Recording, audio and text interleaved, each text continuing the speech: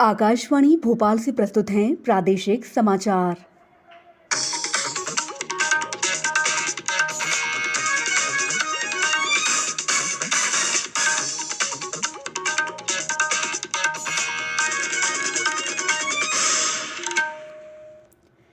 नमस्कार, समाचारों के साथ मैं दीपा सिंह। पहले 1 अप्रैल कोरोना संक्रमण को देखते हुए आपसे अपील है कि लापरवाही न बरतें और इन आसान उपायों का पालन कर सुरक्षित रहें। मास्क लगाएं, 2 गज की सुरक्षित दूरी बनाए रखें, बार-बार हाथ धोएं और साफ सफाई रखें और टीका अवश्य लगवाएं। लोगों को कोविड से संबंधित जानकारी देने और उनके मार्गदर्शन के लिए राष्ट्रीय हेल्पलाइन कार्यरत है। इसके नंबर 011-2397-8046 और 1075 है। सबसे पहले मुख्य समाचार। राष्ट्र के नाम संबोधन में प्रधानमंत्री ने कहा, सभी नागरिकों का होगा मुफ्त टीकाकरण, पूरा खर्च केंद्र सरकार उठाएगी। प्रधानमंत्री गरीब कल्याण अन्न योजना से गरीबों को अब दिवाली तक मिलेगा निःशुल्क अनाज। सीबीएसई ने 12वीं कक्षा के छात्रों के प्रैक्टिकल और आंतरिक मूल्यांकन के अंक अपलोड करने की अंतिम तिथि बढ़ाकर 28 जून की। और राजधानी भोपाल में गुरुवार से टीका लगवाओ, दुकान खुलवाओ मंत्र के साथ खुलेगा पूरा बाजार। अब समाचार विस्तार से। प्रधानमंत्री नरेंद्र मोदी ने आज राष्ट्र के नाम संबोधन में 2 बड़ी घोषणाएं की हैं। उन्होंने कहा है कि सभी देशवासियों के लिए केंद्र सरकार ही मुफ्त वैक्सीन उपलब्ध करवाएगी। ये नई व्यवस्था आने वाले 2 सप्ताह में लागू की जाएगी। अब 21 जून से देश के हर राज्य में 18 साल से ज्यादा के सभी नागरिकों के लिए केंद्र सरकार राज्यों को मुफ्त वैक्सीन मुहैया कराएगी। वैक्सीन निर्माताओं से कुल वैक्सीन उत्पादन का 75% हिस्सा केंद्र सरकार खुद ही खरीद कर राज्य सरकारों को मुफ्त देगी। उन्होंने कहा कि देश के किसी भी राज्य सरकार को वैक्सीन पर कुछ भी खर्च नहीं करना होगा। अब तक देश के करोड़ों लोगों को मुफ्त वैक्सीन मिली है। अब 18 साल की आयु के लोग भी इससे जुड़ जाएंगे। श्री मोदी ने कहा कि देश में बन रही वैक्सीन में से 25% प्राइवेट सेक्टर के अस्पताल सीधे ले पाएं। ये व्यवस्था जारी रहेगी। प्राइवेट अस्पताल वैक्सीन की निर्धारित कीमत के बाद एक डोज पर अधिकतम 150 रुपये ही सर्विस चार्ज ले सकेंगे। इसकी निगरानी करने का काम राज्य सरकारों के पास ही होगा। दूसरी घोषणा में प्रधानमंत्री ने बताया कि आज सरकार ने फैसला भी लिया है कि प्रधानमंत्री गरीब कल्याण अन्न योजना को अब दिवाली तक आगे बढ़ाया जाएगा। महामारी के समय में सरकार गरीब की हर जरूरत के साथ उसका साथी बनकर खड़ी है। अब इस साल नवंबर तक 80 करोड़ से अधिक देशवासियों को हर महीने तय मात्रा में मुफ्त अनाज उपलब्ध होगा। मुख्यमंत्री शिवराज सिंह चौहान ने आज देश में लगने वाले ऑक्सीजन प्लांट्स की स्थिति की समीक्षा करते हुए कहा कि प्रदेश को ऑक्सीजन उत्पादन में पूर्णतः आत्मनिर्भर बनाना है। मुख्यमंत्री ने कहा कि प्रदेश में 800 मीट्रिक टन ऑक्सीजन भंडारण की क्षमता विकसित की जानी है। प्रदेश की स्वास्थ्य सेवाओं में 101 पीएसए ऑक्सीजन प्लांट स्थापित करने के आदेश जारी किए जा चुके हैं। इनमें से 18 प्लांट्स की डिलीवरी भी हो चुकी है। सभी स्थानों पर 30 सितंबर तक प्लांट्स स्थापित किए जाएंगे। प्रधानमंत्री नरेंद्र मोदी 27 जून को आकाशवाणी पर मन की बात कार्यक्रम में देश विदेश की जनता से अपने विचार साझा करेंगे। ये मासिक रेडियो कार्यक्रम की 78वीं कड़ी होगी। प्रधानमंत्री ने कार्यक्रम की आगामी श्रृंखला में लोगों को उन विषयों पर अपने विचार साझा करने के लिए आमंत्रित किया है जिनके बारे में लोग बातचीत करना चाहते हैं।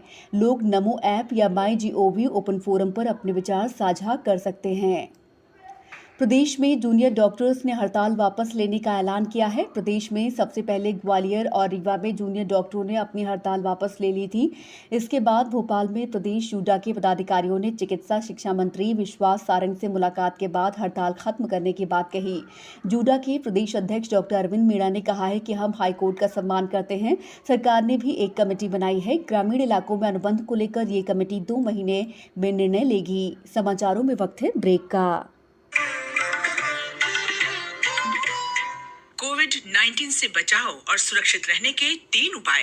मास्क लगाएं, 2 गज दूरी है जरूरी, सुरक्षित दूरी रखें, हाथ और मुंह साफ रखें।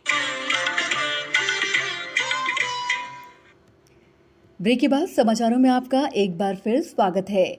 केंद्रीय माध्यमिक शिक्षा बोर्ड सीबीएसई ने 12वीं कक्षा के छात्रों के प्रैक्टिकल और आंतरिक मूल्यांकन के अंक अपलोड करने की अंतिम तिथि बढ़ाकर 28 जून कर दी है। सीबीएसई ने स्कूलों को छात्रों के प्रैक्टिकल और अन्य आंतरिक मूल्यांकन परीक्षा ऑनलाइन कराने की अनुमति दे दी है। स्कूलों और शैक्षिक संस्थानों के प्रधानाचार्यों और प्रमुखों को लिखे पत्र में परीक्षा नियंत्रक डॉक्टर संयम भारद्वाज ने कहा है कि इस कार्य के लिए अब स्कूलों को और समय नहीं दिया जाएगा। राजधानी भोपाल में अब गुरुवार से टीका लगवाओ, दुकान खुलवाओ के मंत्र के साथ पूरा बाजार खुलेगा। इसके मद्देनजर बुधवार को व्यापारी और उनके कर्मचारियों के लिए विशेष अभियान चलाकर 100% टीकाकरण किया जाएगा। चिकित्सा शिक्षा मंत्री विश्वास सारंग की अध्यक्षता में आज स्मार्ट सिटी कार्यालय में जिला प्रशासन और व्यापारी संगठनों के प्रतिनिधियों के साथ मार्केट खोलने संबंधी अहम बैठक हुई।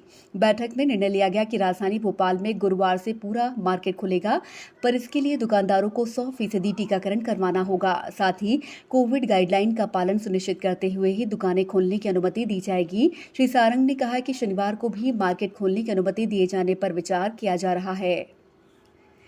उच्चतम न्यायालय की ई कमेटी ने न्यायालय की कार्रवाइयों की रिकॉर्डिंग और सीधे प्रसारण को लेकर नियमों का एक मसौदा जारी किया है। ई कमेटी ने इस मसौदे पर सभी हितधारकों से 30 जून तक उनकी राय और सुझाव भी मांगे हैं।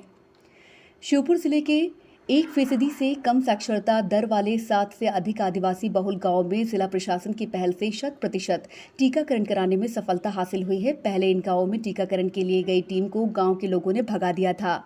अधिकारियों ने इसे चुनौती मानते हुए सबसे पहले कराहल तहसील के थुसवाड़ा गांव में लोगों को टीकाकरण के लिए प्रेरित करने के उद्देश्य से चौपाल लगाई, जिसमें अफसरों ने गांव के बड़े बुजुर्गों को टीका का लाभ और कोरोना से होने वाले नुकसान के बारे में बताया।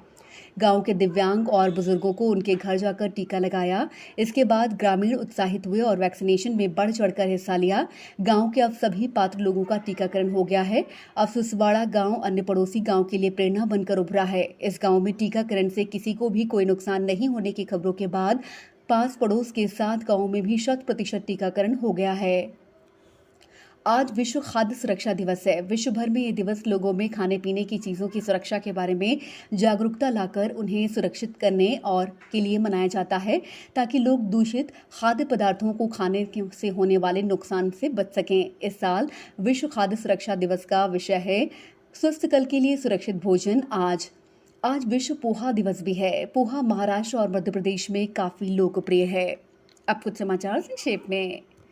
सरकार ने आज कहा कि कोविन 2.0 पर पंजीयन कराने के लिए यूनिक दिव्यांगता पहचान पत्र UDID अब फोटो पहचान पत्र के रूप में मान्य होगा। विश्व बैंक ने भारत के सूक्ष्म लघु और मध्यम उद्यम MSME क्षेत्र को प्रोत्साहन देने के लिए $50 करोड़ के सहायता कार्यक्रम को स्वीकृति दी। छिंदवाड़ा में आलू उत्पादन को एक जिला एक उत्पाद योजना में शामिल किया गया है, जिसके तहत नई फ्रूट प्रोसेसिंग यूनिट स्थापित करने और पहले चल रही इकाइयों के उन्नयन के लिए अनुदान का प्रावधान किया गया है। गुना जिले में सरकार के नियमों के अनुसार 9 किन्नरों को पहचान पत्र प्रदान किए गए। बैतूल जिले में आज 12 नए कोरोना पॉजिटिव केस मिले हैं। कोरोना से उत्पन्न परिस्थितियों के कारण स्थानीय निकायों द्वारा लिए जाने वाले करों, उपभोक्ता प्रभार आदि के भुगतान में रियायत देते हुए अधिभार में छूट देने का निर्णय लिया गया है। रायसेन जिले में सेवानिवृत्त और मृत्यु उपरांत शासकीय सेवकों की मृत्यु प्रकरण और अनुकंपा नियुक्ति के प्रकरणों के निराकरण के लिए 30 जून तक विशेष अभियान चलाया जा रहा है। बुलेटिन के अंत में आप सभी से एक अपील, मास्क और 2 गज की दूरी, हाथ धोना भी है जरूरी। नमस्कार।